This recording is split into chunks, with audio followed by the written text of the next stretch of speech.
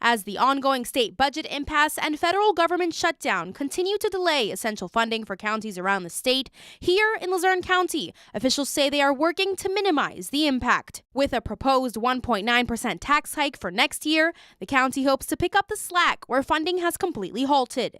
Officials with Luzerne County Children, Youth, and Family Services say these delays in essential funding are putting the most vulnerable people in the community at risk.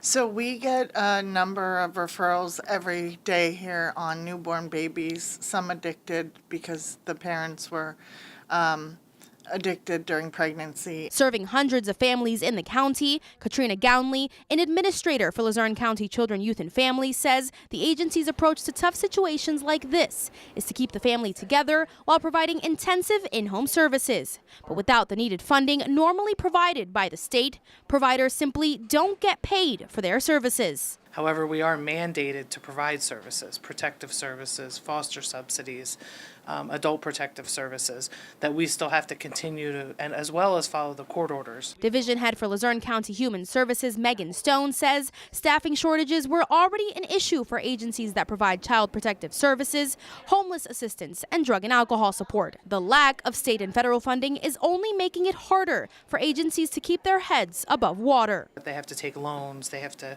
because they still need to fund their operations. Sometimes when you hear, oh, the budget's not passed, it doesn't seem like a big deal and it doesn't affect us, but it does, and it affects kids of all ages from birth to 23. The only thing really we encourage people to do is reach out to legislators to reiterate how important the state budget is and that we need to get it passed as soon as possible. For now, the county is floating the payroll for some of these vital agencies. Luzerne County has until December 15th to finalize a budget for next year.